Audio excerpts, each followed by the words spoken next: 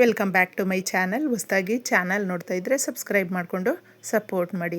ಸಚ್ಚಿದಾನಂದ ಸಾಯಿನಾಥ್ಗೆ ನಮಸ್ಕಾರ ಮಾಡುತ್ತಾ ಸಾಯಿನಾಥರ ಅನುಗ್ರಹ ಎಲ್ಲರ ಮೇಲೂ ಇರಲಿ ಅಂತ ವಿಡಿಯೋ ಪ್ರಾರಂಭ ಮಾಡ್ತಾ ಇದ್ದೀನಿ. ಭಾನುವಾರಕ್ಕೆ ಪರಿಹಾರ ಶಾಸ್ತ್ರಗಳಲ್ಲಿ ಮುಖ್ಯವಾಗಿ ಈ ದಿನ ಬರುವಂಥ ವಿಶೇಷವಾದ ಗಳಿಗೆಗಳು, ತಿಥಿ, ವಾರಗಳು ಕೂಡ ಮುಖ್ಯವಾಗಿರುತ್ತೆ. ಹಾಗೂ ಭಾನುವಾರಕ್ಕೇ ಅದರದೇ ಆದಂಥ ವಿಶೇಷತೆ ಇದೆ. ಸೂರ್ಯ ಭಗವಾನನ ಈ ದಿನವನ್ನು ಮುಖ್ಯವಾಗಿ ಪರಿಹಾರಗಳನ್ನು ಮಾಡಿಕೊಂಡ್ರೆ ಮನುಷ್ಯನಿಗೆ ಬರುವಂಥ ಯಾವುದೇ ರೀತಿಯ ಸಣ್ಣ ಪರಿಹಾರಗಳಿಂದ ದೊಡ್ಡ ಪರಿಹಾರಗಳು ಕೂಡ ಮಾಡ್ಕೊಳ್ಬಹುದು. ಈ ದಿನಕ್ಕೆ ಅಷ್ಟೊಂದು ನಮಗೆ ಒಂದು ಪ್ರಾಧಾನ್ಯತೆ ಅನ್ನೋದು ಇದೆ.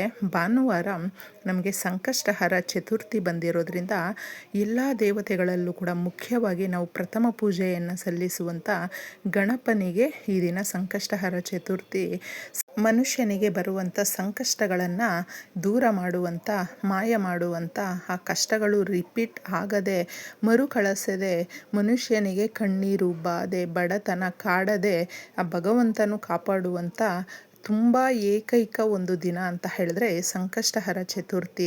ಏಕೆಂದರೆ ಎಲ್ಲ ಪೂಜೆಗಳಲ್ಲೂ ಕೂಡ ಮುಖ್ಯವಾಗಿ ನಾವು ಯಾವುದೇ ರೀತಿಯಾದಂಥ ಜಯವನ್ನು ಸಾಧಿಸೋದಕ್ಕೆ ವಿಘ್ನಗಳನ್ನು ವಿನಾಶ ಮಾಡುವಂಥ ವಿಘ್ನೇಶ್ವರನನ್ನು ಪೂಜಿಸುವಂಥ ಈ ದಿನ ಮುಖ್ಯವಾಗಿ ರಾತ್ರಿ ನೀವು ಮನೆಗೆ ಈ ನೀರನ್ನು ಚೆಲ್ಕೊಳ್ಳಿ. ತುಂಬ ಶಕ್ತಿ ಇರುವಂಥ ಈ ನೀರನ್ನು ನಮ್ಮ ಮನೆಯಲ್ಲಿ ಚೆಲ್ಕೊಳ್ಳೋದ್ರಿಂದ ಅಪಾರವಾದಂಥ ಅದೃಷ್ಟವನ್ನು ನಾವು ಪಡ್ಕೊಳ್ಬಹುದು. ಯಾಕಂದರೆ ಮನೆಯಲ್ಲಿ ತುಂಬ ನೆಗೆಟಿವ್ ಎನರ್ಜಿ ಅನ್ನೋದು ತುಂಬಿಕೊಂಡಾಗ ನಾವು ಯಾವುದೇ ರೀತಿಯಾದಂಥ ಜೀವನವನ್ನು ನಡೆಸಬೇಕು ಅಂತ ಮನಸ್ಸಲ್ಲಿ ಅಂದುಕೊಳ್ತಾ ಇದ್ರು, ಪ್ರಯತ್ನ ಪಡ್ತಾ ಇದ್ರು ಆಗೋದಿಲ್ಲ ಸ್ನೇಹಿತರೆ. ಕಷ್ಟಪಟ್ಟು ಎಷ್ಟು ದುಡಿತಾ ಇದ್ದೀವಿ ನಾವು ಅಂತ ಹೇಳಿದ್ರೆ ನೋಡಿ, ಎಷ್ಟೋ ದುಡಿಬೋದು, ಆದರೆ ಅದನ್ನು ಯಾವ ರೀತಿ ಉಳಿತಾಯ ಮಾಡ್ಕೊಳ್ಬೇಕು ಅದು ನಮ್ಮ ಹತ್ರ ನಿಲ್ತಾ ಇಲ್ಲ. ನೆಮ್ಮದಿ ಅನ್ನೋದು ಇಲ್ಲ. ಪ್ರತಿಯೊಬ್ಬರಿಗೂ ಕೂಡ ನೋಡಿ, ನಾವು ಕಾಯಕವೇ ಕೈಲಾಸ ಅಂತ ಹೇಳ್ತೀವಿ. ದುಡಿಮೆಯಲ್ಲಿ ನಾವು ಭಗವಂತನನ್ನು ಕಾಣಬೇಕು. ದುಡಿಮೆ ಅನ್ನುವಂಥದ್ದು ಮನುಷ್ಯನಿಗೆ ಬಹಳ ಮುಖ್ಯವಾಗಿರುವಂಥದ್ದು. ನಾವು ದುಡಿತಾ ಈ ಪರಿಹಾರಗಳನ್ನು ಮಾಡಿಕೊಳ್ಬೇಕು. ಆಗ ಮಾತ್ರ ನಮ್ಮ ಯಶಸ್ಸು ಅನ್ನುವಂಥದ್ದು ತುಂಬಾ ಶಕ್ತಿಯುತವಾಗಿ ಅಪಾರವಾಗಿ ನಮಗೆ ಅಭಿವೃದ್ಧಿ ಅನ್ನುವಂಥದ್ದು ಸಿಗುತ್ತೆ. ಆದರೆ ನಾವು ದುಡಿಯದೆ ಹಾಗೂ ಯಾವುದೂ ಮಾಡ್ಕೊಳ್ದೇನೆ ಸುಮ್ಮನೆ ನಾವು ಈ ಪರಿಹಾರಗಳನ್ನು ಮಾಡ್ಕೊಳ್ತೀವಿ ಅಂದರೆ ನಮಗೆ ಯಾವುದೇ ರೀತಿಯಾದಂಥ ಲಾಭವನ್ನು ಕಂಡುಕೊಳ್ಳೋದಕ್ಕೆ ಸಾಧ್ಯ ಆಗೋದಿಲ್ಲ. ಮುಖ್ಯವಾಗಿ ನೋಡಿ, ರಾತ್ರಿ, ಏಕೆಂದರೆ ರಾತ್ರಿಗೆ ಪ್ರಕೃತಿಯಲ್ಲಿ ತುಂಬ ಶಕ್ತಿ ಅನ್ನೋದು ಇರುತ್ತೆ.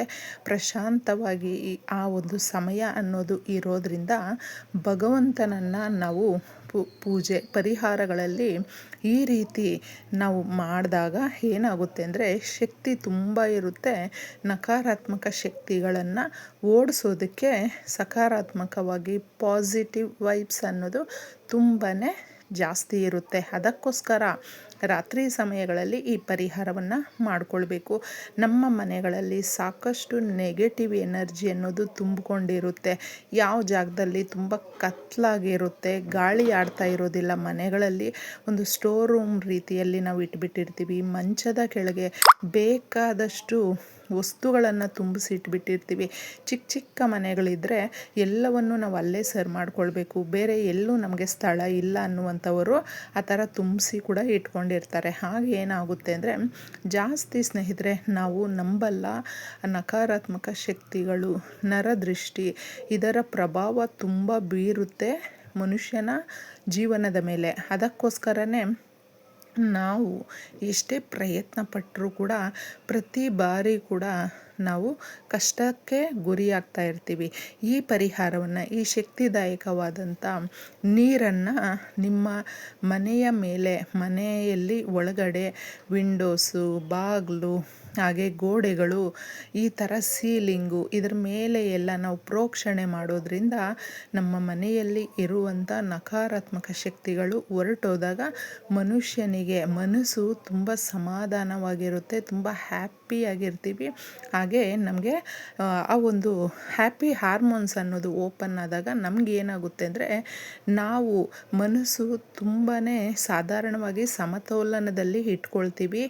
ಆಗ ಒಳ್ಳೆ ಕೆಲಸ ಕೆಲಸಗಳು ಹಾಗೆ ಶಕ್ತಿದಾಯಕವಾದಂಥ ಆಲೋಚನೆಗಳು, ಉತ್ತಮವಾದ ಆಲೋಚನೆಗಳು ಅನ್ನುವಂಥದ್ದು ಮನುಷ್ಯನಿಗೆ ಮೂಡುತ್ತೆ. ಆದ ಕಾರಣ ನಾವು ಈ ರೀತಿಯ ಪರಿಹಾರಗಳನ್ನು ಮಾಡಿಕೊಳ್ಬೇಕಾಗುತ್ತೆ. ಇದಕ್ಕೆ ತಾಮ್ರದ ಚೊಂಬಾಗಿರಬಹುದು ಅಥವಾ ಗಾಜಿನ ಲೋಟ ಆಗಿರಬಹುದು, ಇವೆರಡನ್ನು ಮಾತ್ರ ತಗೊಳ್ಳಿ. ಇವೆರಡರಲ್ಲಿ ಒಂದು ಮಾತ್ರ ತಗೊಳ್ಬೇಕಾಗುತ್ತೆ. ನೀವು ಸಾಕಷ್ಟು ಜನಕ್ಕೆ ಒಂದು ಗಾಜಿನದ್ದು ಇರೋದಿಲ್ಲ ಅಂತ ಹೇಳ್ತಾರೆ, ಇನ್ನೊಬ್ಬರು ತಾಮ್ರದ್ದು ಇರೋದಿಲ್ಲ ಅಂತ ಹೇಳ್ತಾರೆ. ನಿಮ್ಮ ಮನೆಯಲ್ಲಿ ಇವೆರಡರಲ್ಲಿ ಯಾವುದಾದ್ರೂ ಒಂದನ್ನು ಮಾತ್ರ ಬಳಸ್ಕೊಳ್ಳಿ. ಮಾಡುವಂಥ ಪರಿಹಾರ ಕೂಡ ನಮ್ಮ ಕೈ ಹಿಡಿಬೇಕು. ಅದಕ್ಕೋಸ್ಕರ ನಾವು ಯಾವುದೇ ಒಂದು ಪರಿಹಾರ ಮಾಡಬೇಕಾದ್ರೂ ಮೊದಲ ಕಾಲದಲ್ಲೆಲ್ಲ ಪಂಚಭೂತಗಳ ಸಾಕ್ಷಿಯಾಗಿ ಪರಿಹಾರಗಳನ್ನು ಮಾಡ್ಕೊಳ್ತಾ ಇದ್ರು, ಪೂಜೆಯನ್ನು ಮಾಡ್ತಾಯಿದ್ರು, ಪ್ರಕೃತಿ ಮಾತೆಯನ್ನು ಕೋರಿಕೆಯಿಂದ ಕೇಳ್ಕೊಳ್ತಾ ಇದ್ರು. ಆಗ ಆ ಕೋರಿಕೆಗಳು ನೆರವೇರುತ್ತೆ ಸ್ನೇಹಿತರೆ. ಈಗ ನೀರು ಅನ್ನುವಂಥದ್ದು ಪಂಚಭೂತಗಳಲ್ಲಿ ಒಂದಾಗಿರುವಂಥದ್ದು, ಅಪಾರವಾದಂಥ ನೆನಪಿನ ಶಕ್ತಿ ಅನ್ನೋದು ಇಟ್ಕೊಂಡಿರುತ್ತೆ. ನಾವು ಮನೆಯಲ್ಲಿ ಪೂಜೆ ಮಾಡಬೇಕಾದ್ರೆ ಹಾಗೂ ದೇವಸ್ಥಾನಗಳಲ್ಲಿ ಯಾವುದೇ ಒಂದು ಪೂಜೆ, ದೊಡ್ಡ ದೊಡ್ಡ ಪೂಜೆಗಳನ್ನು ಮಾಡ್ಕೊಳ್ಬೇಕಂದ್ರೆ ಕಳಶ ಪ್ರತಿಷ್ಠಾಪನೆ ಮಾಡ್ತಾರೆ, ಅಂದರೆ ಪ್ರಾಣ ಪ್ರತಿಷ್ಠಾಪ ಅನ್ನುವಂಥದ್ದು. ಈ ರೀತಿ ಇದ್ದಾಗ ನಾವು ಕಳಶಕ್ಕೆ ಏನೆಲ್ಲ ಹೇಳ್ತೀವಿ ಅದರಲ್ಲಿ ಇರುವಂಥ ನೀರು ಅನ್ನುವಂಥದ್ದು ಅಬ್ಸರ್ವ್ ಮಾಡುತ್ತೆ, ಕೇಳುತ್ತೆ.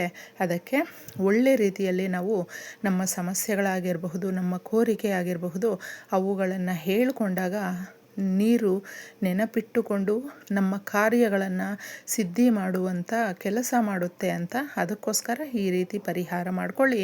ಇದ್ರ ಒಳಗಡೆ ಈಗ ತಿಳಿಸಿರುವಂಥ ಈ ಶಕ್ತಿದಾಯಕವಾದ ಕಲ್ಲುಪ್ಪು ಹಾಗೆ ಗಂಧವನ್ನು ತಗೊಳ್ಳಿ. ಗಂಧ ಒಂದು ನಮಗೆ ಕ್ಯೂಬ್ಸ್ ರೀತಿಯಲ್ಲೂ ಬರುತ್ತೆ, ಪೌಡ್ರು, ಅಷ್ಟಗಂಧ ಈ ಥರ ಎಲ್ಲ ಬರುತ್ತೆ.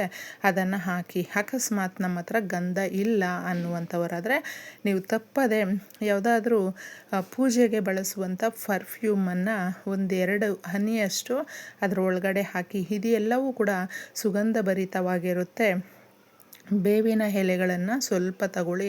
ಬೇವಿನ ಎಲೆ ಅನ್ನುವಂಥದ್ದು ದುರ್ಗಾ ಮಾತೆಯ ಸಂಕೇತ. ದುರ್ಗಾದೇವಿ ನಮ್ಮ ಮನೆಯಲ್ಲಿ ನೆಲೆಸಿದ್ರೆ ನಮಗೆ ಅಪಾರವಾದಂಥ ಧೈರ್ಯ ಅನ್ನೋದು ಬರುತ್ತೆ. ಒಂದು ಪ್ರೊಟೆಕ್ಟ್ ಅನ್ನುವಂಥದ್ದು ನಮ್ಮ ಮನೆಯ ಮೇಲೆ, ನಮ್ಮ ಮೇಲೆ ಇರುತ್ತೆ.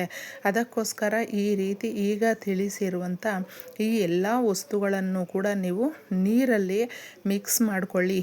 ಮಿಕ್ಸ್ ಮಾಡ್ಕೊಂಡಿದ್ದೆ ರಾತ್ರಿ 7 ಗಂಟೆಯ ಮೇಲೆ ನೀವು 12ರ ಒಳಗಡೆ ಮಾಡಿಕೊಳ್ಬೇಕು. ಇಷ್ಟನ್ನು ರಾತ್ರಿ ಎಲ್ಲ ರೀತಿಯ ಕೆಲಸ ಕಾರ್ಯಗಳು ಆದಮೇಲೆ ನೀವು ಮನೆ ಏನಾದರೂ ಗುಡಿಸಿದ್ರೆ ನೀಟಾಗಿ ಇದನ್ನು ಮಲಗುವ ಮುಂಚೆ ಪ್ರತಿಯೊಂದು ನಿಮ್ಮ ಮೇನ್ ಎಂಟ್ರೆನ್ಸಿಂದ ಹಿಡಿದು ಒಳಗಡೆ ಡೋರು, ಅದೆಲ್ಲ ವಿಂಡೋಸು ಎಲ್ಲದ್ರ ಮೇಲೂ ಕೂಡ ಇದನ್ನು ಪ್ರೋಕ್ಷಣೆ ಮಾಡ್ಕೊಳ್ಳಿ. ಇನ್ನು ಮಿಕ್ಕಿದಂಥ ನೀರೇನಾದರೂ ಇದ್ದರೆ ನಿಮ್ಮ ಮನೆ ಮುಂದೆ ಇರುವ ಗಿಡಗಳಿಗೆ ಹಾಕಬಹುದು, ತೊಂದರೆ ಇಲ್ಲ. ಇಷ್ಟು ಮಾಡ್ಕೊಂಡು ನೋಡಿ, ಬಹಳ ಕೋರಿಕೆಗಳು ನೆರವೇರುತ್ತೆ, ಇಷ್ಟಾರ್ಥಗಳು ನಿಮಗೆ ಪ್ರಾಪ್ತಿಯಾಗುತ್ತೆ ಅಂತ ಹೇಳಬಹುದು. ಇಷ್ಟೇ ಸುಲಭವಾಗಿ. ಎಲ್ರಿಗೂ ಒಳ್ಳೆಯದಾಗಲಿ. ಧನ್ಯವಾದಗಳು.